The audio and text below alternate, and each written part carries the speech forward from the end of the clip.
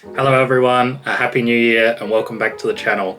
We're going to start the year off right with this one. I have wanted to get Spawn 6 for the longest time. It has been on my watch list for pretty much since I started my Spawn collection. He's always been around that $80 to $100 mark and I've never wanted to pay that, but finally I found him for $60 and I thought that's a good price, so I picked him up. He was released in October 2001, making him 23 years old. So yeah, absolutely amazing figure. I love like the head and yeah. He also does have an alternate version, which we'll look at in a minute because it's actually on the back of this box. But without further ado, let's get into him and open him up. Alright guys, so you got me in person for this one. Usually I do a voiceover so I can clear up any mistakes, but I'm just going to wing it today. So obviously we got Spawn 6 here, and I failed to say in the intro that this is from the Classic Series 20.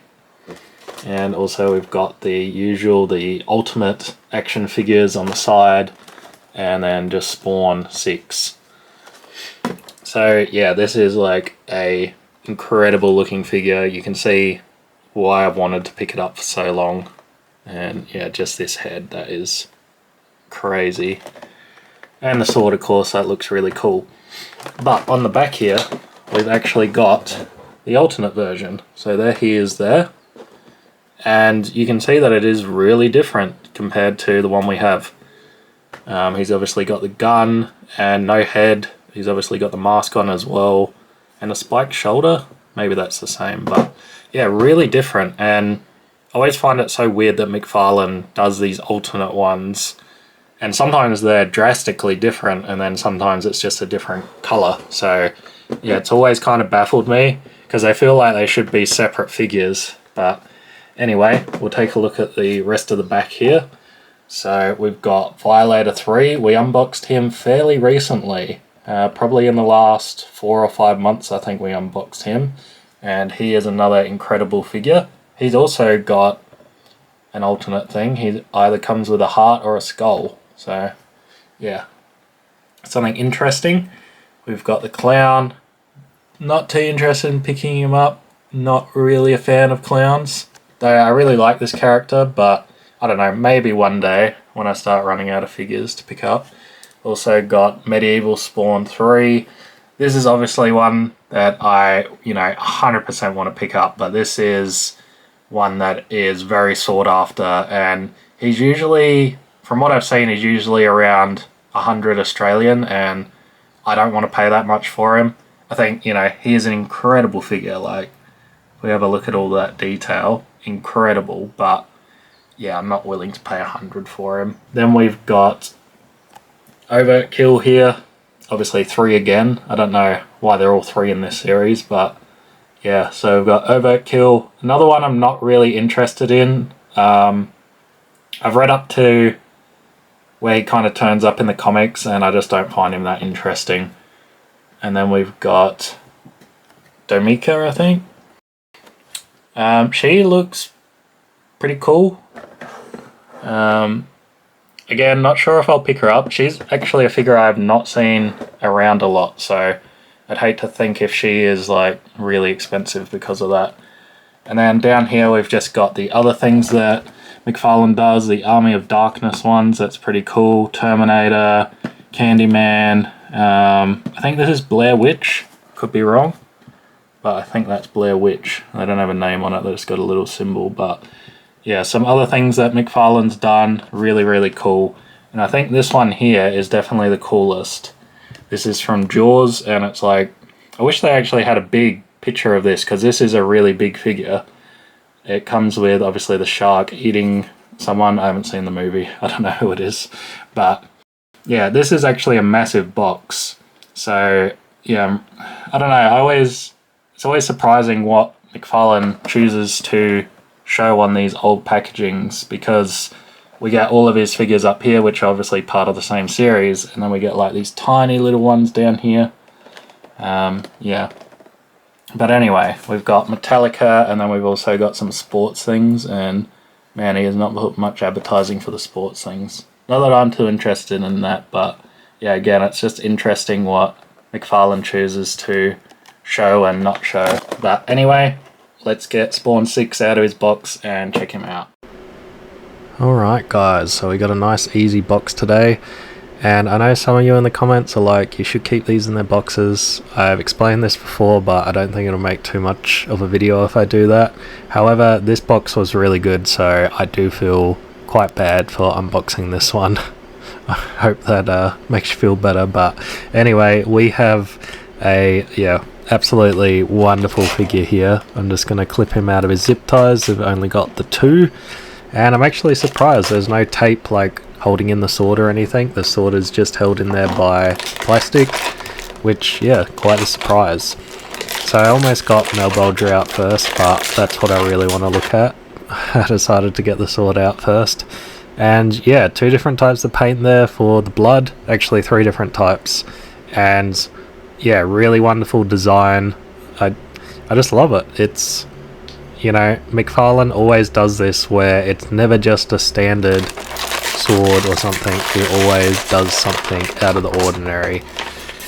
Now the main event for me, we have Malbolgia's head, and my goodness, I know this is quite gory, but yeah, it is a work of art. It is very cool, and one of the other features is it actually stands up on its own. I wasn't expecting the the neck cavities to be there, but that was a surprise. But yeah, McFarlane did it. I've obviously got rubber hair, which looks amazing, I might add, but being rubber, it's not going to break, so that's great. Now we'll get to Spawn himself. So Spawn is actually looking not as detailed as everything else, and if I can get the chains out here, we'll show him. So there are actually some tape on the chains there, and they thread them through the back of the plastic, and I guess that's good because these are the plastic chains and not the metal ones. So unfortunately, you know, these ones will break. I haven't had any of mine break so far. Actually, I think maybe I've had 1 break, but yeah, I don't really like the plastic ones. Would have loved the metal ones, but obviously the metal is not going to wrap around his legs like they have depicted here. I think a good idea, which I've seen people do, is threading a thin wire through the chains, and then you can kind of bend them to how you want.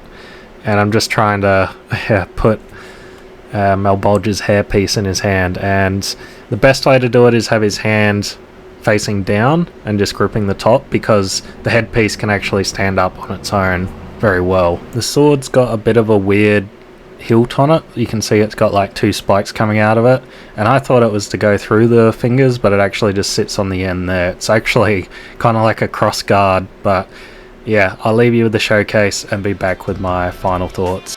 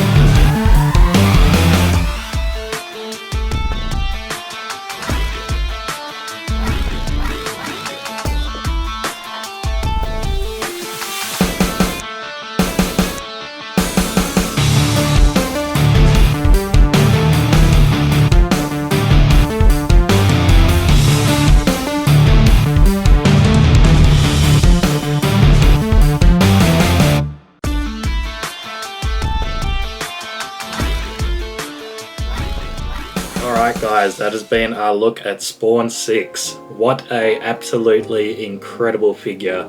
Obviously the head really takes the show here, and for something that is so gory, that is a decapitated head, it honestly looks like a work of art.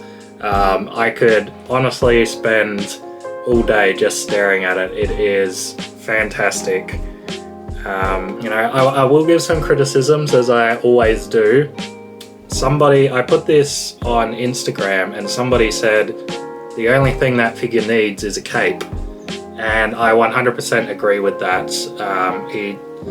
He's definitely not very detailed, Spawn being the black suit that he wears, and I think there is definitely too much paint application. You can kind of see, particularly on the front, like the sculpt and everything is great, but you can see there's just too much paint, and it's kind of, getting rid of the details that would have been there. Obviously it's still a bit hard to see the details, it being a black figure, but yeah, you can see that the muscle sculpts and stuff are kind of hidden, which usually they wouldn't be like that, and I think it's just too much paint application. You notice this a lot on the face. There is just too much paint on the face, as well as a skull on his belt. There is even a bit too much paint on Bulger's head as well, which you can really notice when you compare it to the hair. And yeah, it's a little disappointing, but it happens. But for me, this really doesn't take away from this figure because it is so incredible. But in saying that, the detailed parts that are done properly really stand out a lot more than the overpainted parts.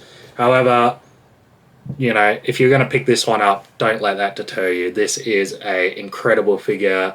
If you're collecting Spawn figures, this is a must-have. You need this in your collection. It is fantastic. I'm going to try and pick up the other version as well. I don't think that's going to be obviously as impressive as this one. But yeah, let me know what you think of him down in the comments. Leave me a like, share this video. That really helps me out. I do want to say a quick thank you. We're now at like 420. I think the video I put out at the end of last year, we had just got over 400. So it seems to be going up really quickly. So big thank you to all of you that are subscribing. I really appreciate it. Hopefully we can get up to 500 by I don't know, May maybe. That'd be nice. But yeah, thank you all for watching. Thank you all for subscribing. And I'll see you guys on the next one.